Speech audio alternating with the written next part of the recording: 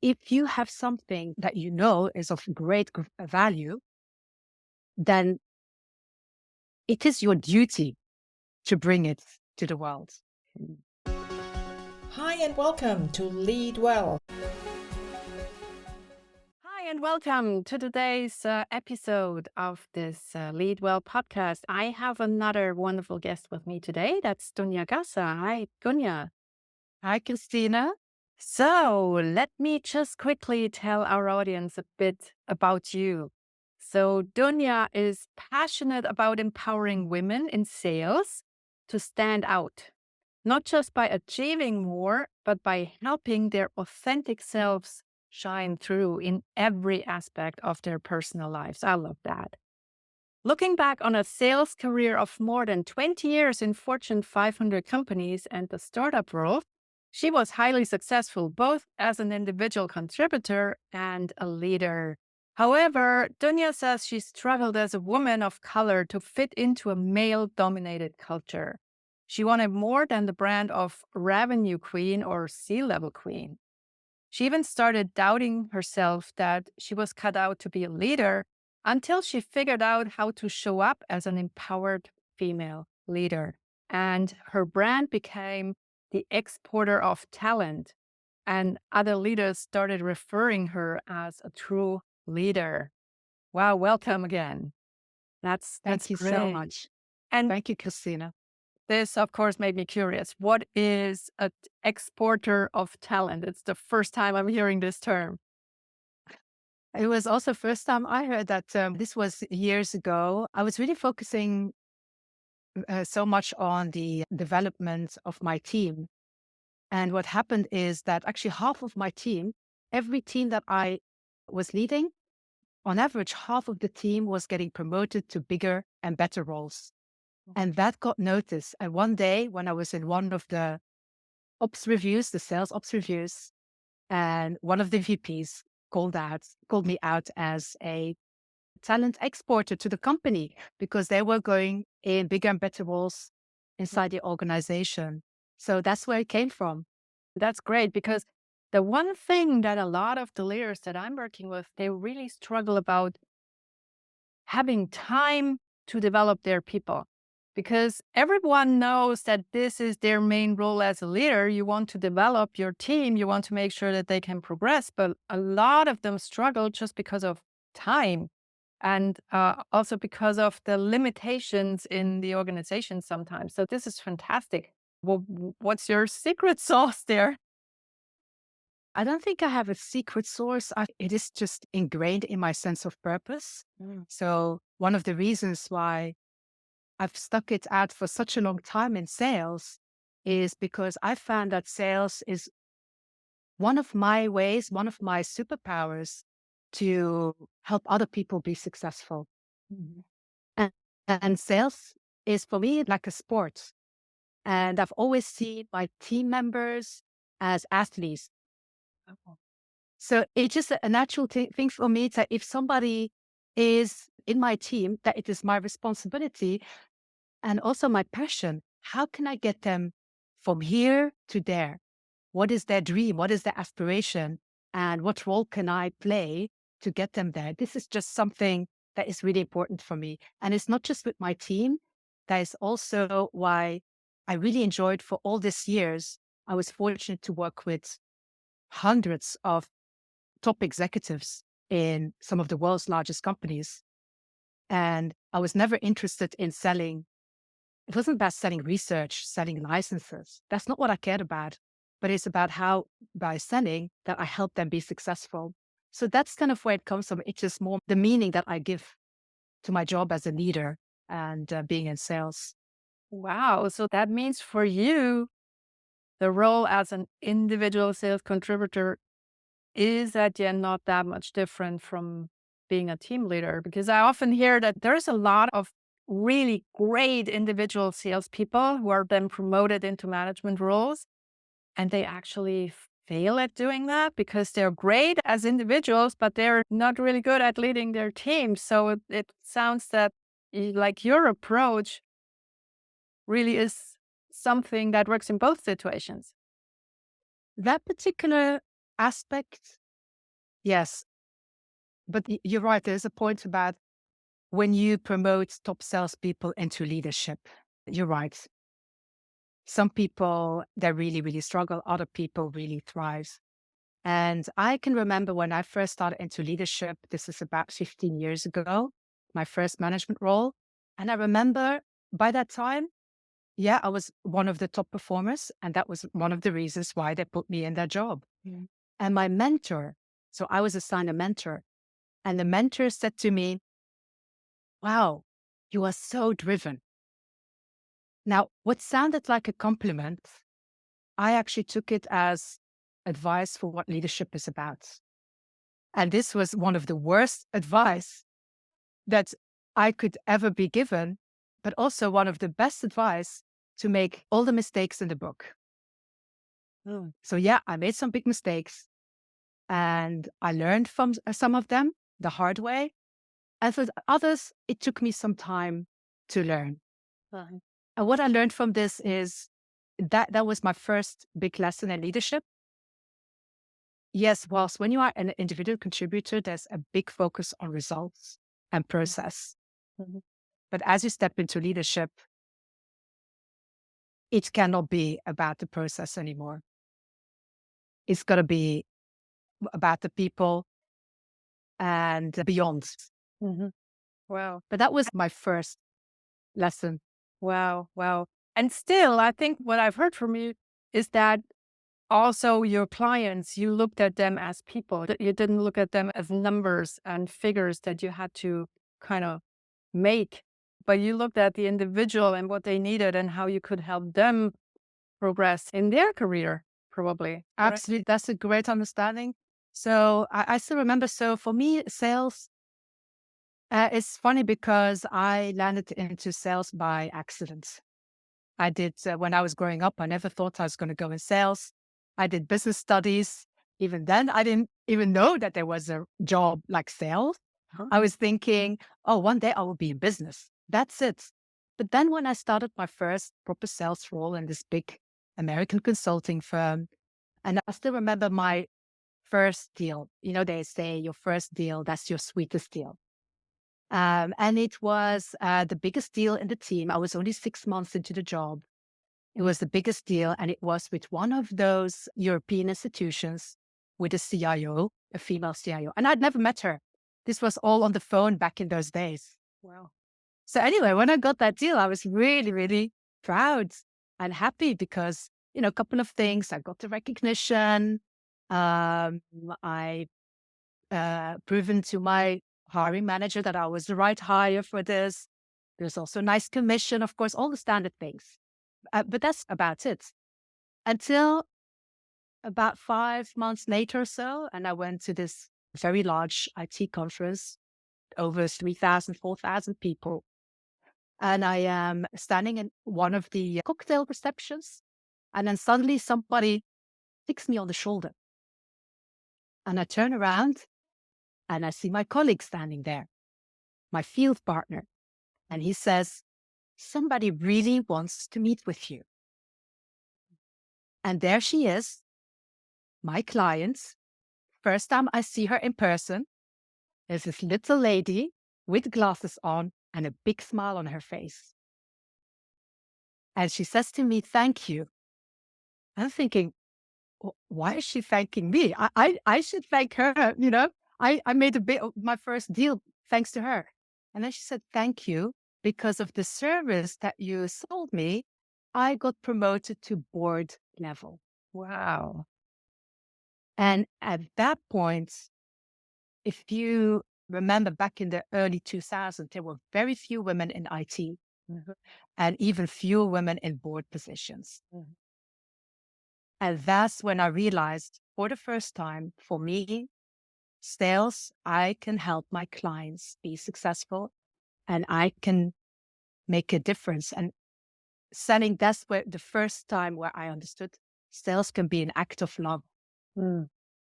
Oh, that's nice because so many times salespeople really are not regarded as the best people in the world, should I say. They're disregarded as being too pushy and selling everything to everyone. And That's such a wonderful way of looking at it. Do you know what? That's interesting you say that, Christina. Yeah, it's really unfortunate. I think a lot of people they see sales as they think of the sleazy car sales guy, Mhm. and I've met quite a few founders since I left corporate. I've met quite a few founders, especially female founders, who then shy away from selling because they're afraid that they get associated with that image. But I know that selling doesn't have to be a pushy thing.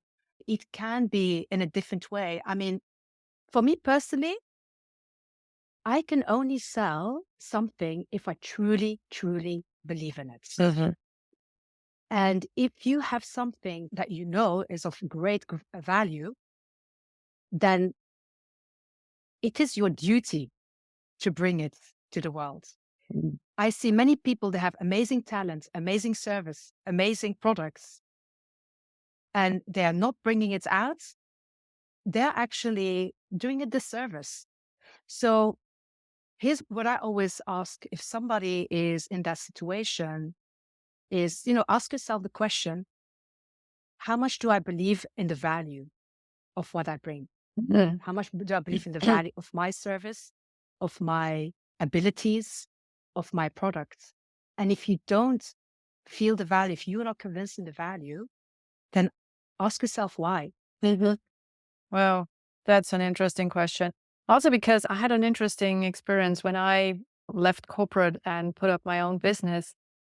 I had in my network another woman who just had done that a half a year before me. And she said she was so proud because she was beginning to sell and to be successful. And I was like, yeah, okay, it's not that hard. And she told me, Christine, you will be very surprised. It's so much harder to sell yourself, your own services, than it is to sell the services of a company and represent that. So, yes, now I completely agree. I think it's so much harder to actually get out and talk about what you're doing and talk about what you can bring to the world, even if you're convinced about it. It's still harder than selling another service. So, how's your perspective on that? Wow, Christina, I mean, I can so relate. That's also what I experienced. Even though I'm from sales, I Mhm. was so used to selling this amazing service with a big brand, and then suddenly I have to sell my own brand, Mm. right? I have to build my own brand. You're right. This completely different. And that's maybe a good segue to talk about way I transition because that Mm. is linked to that. And yes, because if I think about my career, I mean, over those 20 years, I was very fortunate that I climbed up the corporate ladder as high as I could. I'm blown away that I got to coach hundreds of salespeople, how to engage at the executive level. And I'm amazed that now I get to coach CEOs how to Mm. transform their sales. But it wasn't always that way. I still remember it was on a morning in February 2020, and I'm sitting in my study. I open up my inbox. I'm ready to start the day. And on top of my inbox, I see the name of my VP. And it's an invite to the whole team. And I think something is feeling off. Anyway, I open it and it says it's very urgent. It's for a meeting the next day, a team meeting the next day. I think, huh? Do I think, is this what I think it is? And then when I see the name of the HR lady in the invites, then I know what it is. Mm. And I know that the team no longer exists, the department no longer exists, my role no longer exists. Wow. So for the first time in, I think by that time, 18 years, I actually felt naked Mm. without a corporate suit, no corporate title, no corporate mask. Who am I? Mhm. So then suddenly I looked at my calendar and then I realized wow, actually, for the first time, I have a completely wide open calendar. No meetings, no commitments, no obligations. And I was thinking, wow, now I can just see a calendar full of possibility. Mhm.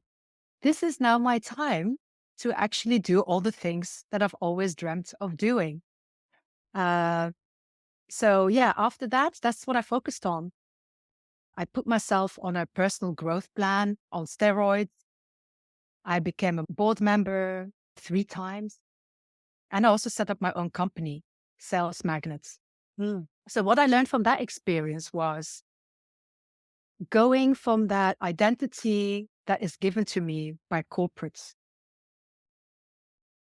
I had to actually break out of that golden cage so I could step into the real Dunya Mhm. and step up to the mom I'm becoming, the wife I'm becoming, and the leader that I'm becoming. Mm. Wow, I got goosebumps all over because what you just told me is the best example of something that I try to convey to my clients when we work with positive intelligence, where we say everything that happens, every situation can be turned into a gift. As hard as it sounds at the moment when you get this email, looking back, almost everything that happens to us in life, looking back, was a gift because we could either learn something from it, we could get some inspiration from it, as you did, or it just makes us harder or stronger because we can build this resistance, this resilience to better deal with life situations. So, wow, that's fantastic. And look at you, what you did about it. So now you're supporting others, other salespeople, other executives in selling products, services, or selling themselves. What is it that you're focusing on? Well, when I left, actually, I was even contemplating to leave sales. I thought, Mm. okay, I've done it for almost 2 decades. Maybe I have all these possibilities. Maybe I should go and pick another career. Mm-hmm. But then what happened, Christina, is out of the blue, I was having CEOs knocking on my door Mm. to ask me for help. Mm. So that was then my clue, like, okay, maybe I am not finished with sales. Mm. And what I am helping them with is what I think sales is one of those careers that can be a big sort of self improvement project. Mm-hmm. So, what I truly believe in is in sales magnets. I talk a lot about magnetizing opportunities, magnetizing business. That means that this is a whole different way of being. Mm. So, instead of pushing, forcing business, it means giving so much value to your clients that they are asking you how they can buy from you. Mm. That means also, instead of just focusing on the results, yeah, focusing on deals coming in, that is important. That is part of sales. You can never step away from that. But instead of just focusing on that, also focusing on the quality of your interaction with your clients. So, how well have I listened? I Mm. mean, the art of listening, that is an ongoing thing. Mm. I'm still working on it. How do you detach from the outcome so that I can really, really focus on helping and making a difference? So it's a completely different way of being, and there is no arriving. You're always growing.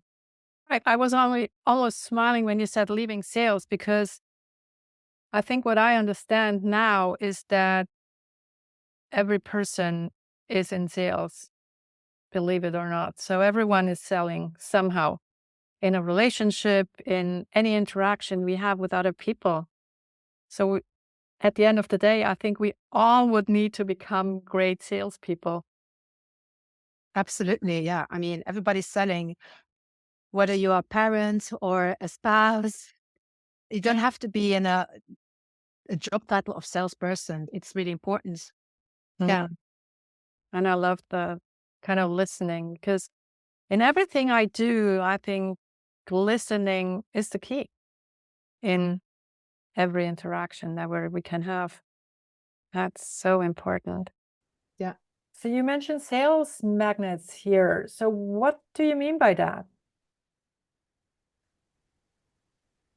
In Sales Magnets, I coach B2B CEOs who are ready to transition out of founder-led sales. And as a result of my coaching, they have sales that is more simple, stable, and structured. And I believe in doing this in a human-centric way, especially now in today's world of sales. It's a different world of sales where the buyers, they are looking for more authentic and a meaningful way of doing sales. Wow. Yeah, just what you have been doing in your role quite naturally. Exactly. Mm, Exactly. cool. Well, Dunia, I could go on forever with you here, but I know my listeners like shorter episodes. So that's why I would love to ask you the two last questions. And one is really, what was the best manager or leader that you have ever worked with or worked for? The best manager, for me, there were different people who all bring different things. But the biggest leadership quality that I have seen is managers with great self-awareness.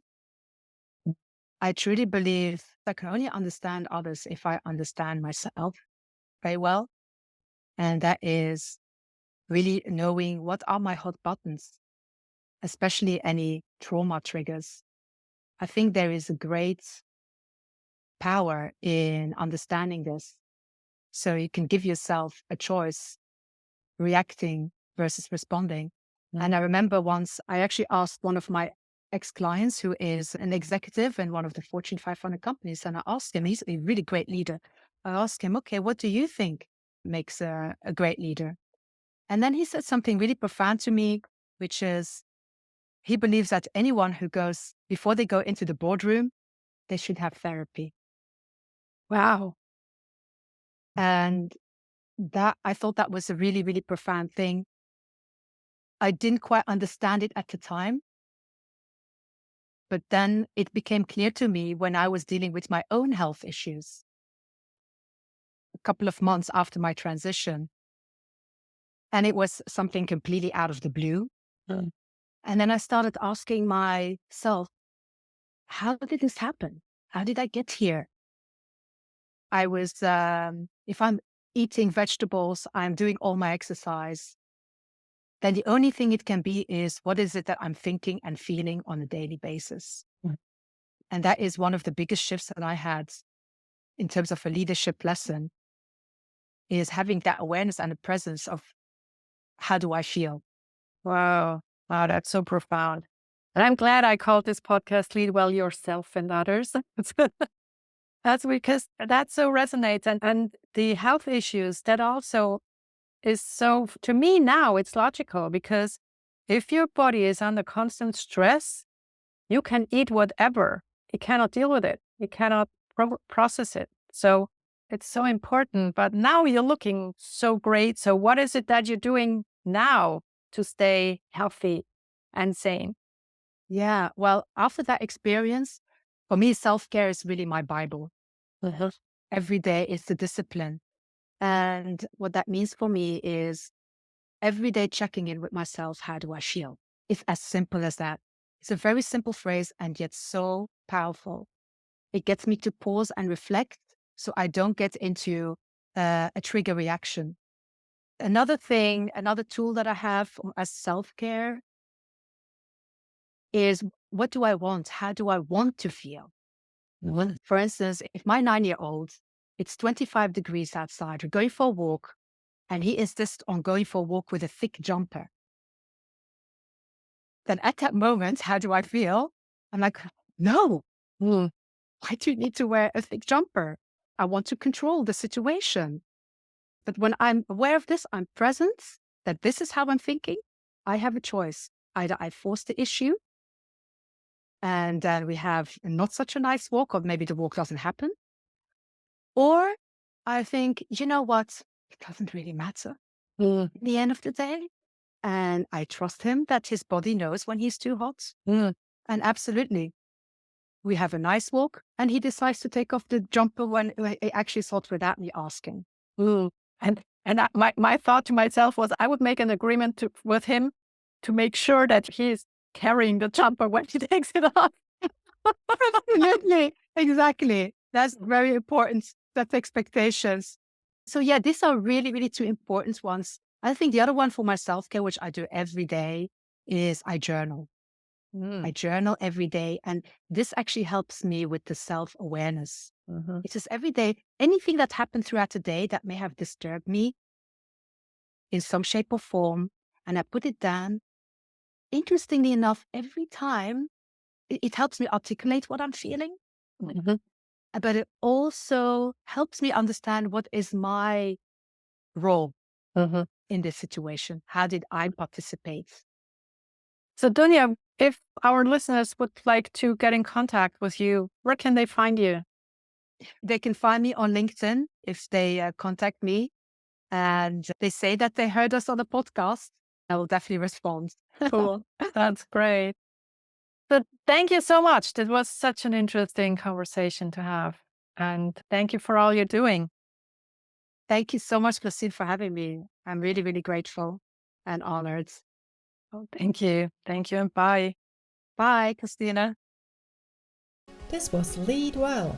Now, what is the one thing that you're taking away from this episode? Please share in the comments below and do share the podcast with your friends and family, but only if you like it.